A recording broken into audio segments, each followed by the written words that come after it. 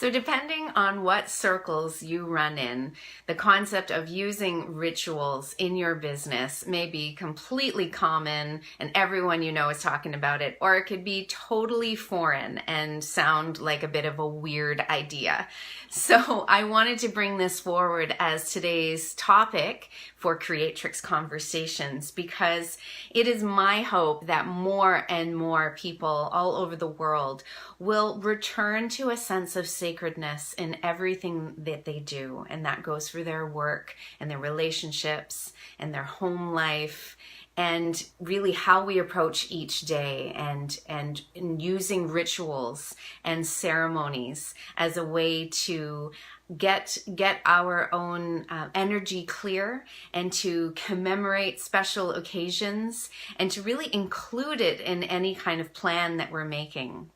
And this gets really fun when we do start to look at it for our businesses, because I'm going to share some of the ways that you can look at this for anything that you're launching, or like if you're going to post a blog or do an interview or anything like that. So thank you so much for tuning in and watching today's Creatrix Conversations. We are episode 3. Hi, Susie. Glad you are watching. And my name is Flora Ware, and I'm a spiritual life and business coach, Moon Circle priestess. And every Tuesday at 10 a.m. Pacific, I am here giving a weekly download for spiritual entrepreneurs and executive leaders on all things mindset, marketing, and magic. So today is definitely more focused on the magic side of things, so I'm really excited to share. So first of all, happy full moon last night and tonight. A beautiful full moon. I hope that you had a chance to see the glorious full moon. And there was a really interesting conjunction or planetary alignment with Jupiter. I don't know if you saw that, but if you saw a bright star really close to the moon on the horizon, that's in fact Jupiter. And, a bit of a side note here, Jupiter as a ruling planet, it really has to do with our work, with our career, or with our businesses. So the other night, oh, that sounds really good, Susie, some moon infused tea.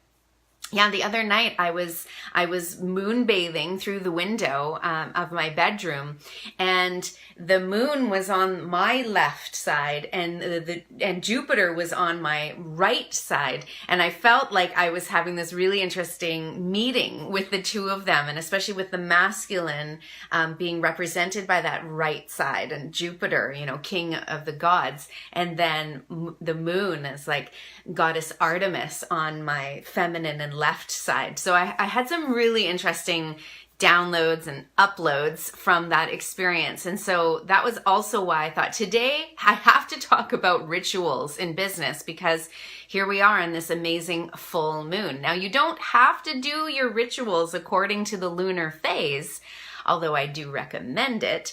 It's not necessary. And really, if you're wondering, well, why would I want to do rituals if you're not someone that has done them before? It really has to do with your energy. Because if you're doing anything, it doesn't matter if you are in a corporation or a nonprofit, if you're working for some company, or if you are running your own business, your energy drives your actions. And so everything that you're doing all day long, and your thoughts, your actions, your energy, if they aren't aligned, then that's when you start to get mixed results, or you don't achieve the goals that you're wanting to achieve, or there's that energetic wobble, right? Because you're thinking and feeling and believing one thing, but then your actions are saying another. And so that's where rituals, your own personal rituals, can be really helpful.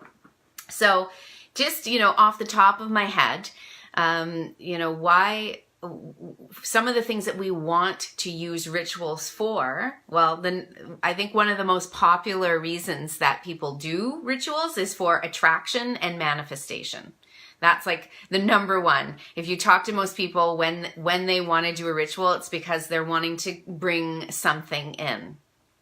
Unfortunately, you're missing a step if you aren't totally clear on what it is that you are in fact wanting to attract or manifest. So the second thing is that clarity and insight.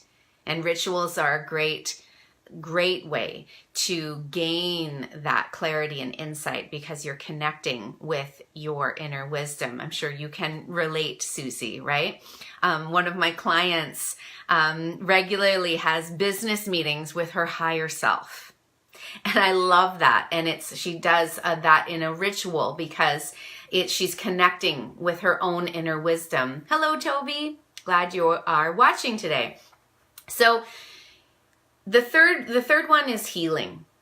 Healing is definitely a big one that we still do rituals around for our own, personal healing, whether it's emotional or physical, and for other people. We will gather around and even maybe unintentionally, but we gather in ritual for healing. The fourth one, that's a big one, is forgiveness. Forgiveness, it's a big one. Yes. Yeah, and Susie's saying ritual helps you connect to your body and be more focused. Yeah, and that's I'm glad you brought that forward because that is an important piece for many of us that are very spiritual, and we live in that spiritual body more than we inhabit our physical body sometimes. So it's true, when we really sit down and we do the ritual, we can feel that grounding, that connectedness. Yes. The fifth one that I don't know that I hear a lot of people talking about, but personally I love to use rituals for amplifying what is already there. If you have 2 clients and you want more, well, awesome, but amplify your gratitude for those 2 clients, right? Or or whatever it is, like you only have $500 in the bank and you wish that it was 5,000. Well, still give all your gratitude, amplify your gratitude for that $500. And then in turn, you will see your abundance amplified. And I will say that full moons are ideal for amplification and gratitude rituals. So if you're catching this today and you're thinking, oh, I want to get out and do a ritual tonight under the full moon, definitely do it. And think about, what are you wanting to amplify? The sixth one, rituals of protection and shielding. Really, really important for anyone that's empathic, right? That we can take on other people's energies. We often are carrying things in our energetic bodies that aren't our own. So it's really important, the shielding and the protection and the clearing afterwards. Those kinds of rituals are very important. Toby's saying, I love how the focus is to amplify the gratitude towards those clients, not just on wanting more clients, right? Yes, exactly.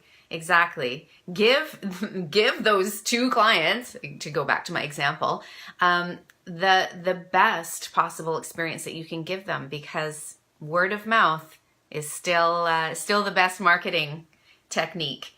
And the seventh reason that I wrote down that people today engage in ritual is for celebration and for honoring. This is definitely one of the most ancient reasons that humans have gathered in ceremony. It's to honor the different turns of the wheel of the year, the turning of the seasons, right? We still get together for holidays, and also less so in our North American culture nowadays, but in honoring our ancestors. I love all the Day of the Dead celebrations, and that many cultures around the world still really honor their ancestors. So rituals can be around celebration and honoring. So that was just, a quick overview of some of the reasons why we want to get together and with other people, or perform solo rituals. And because these Creatrix Conversations episode, my goal is that these are just short 10, 11 minute videos. I'm not able to expand on everything, but I want to say a little bit more that specifically for your business, some of the great points in your work to do rituals are definitely before, during, and after a launch.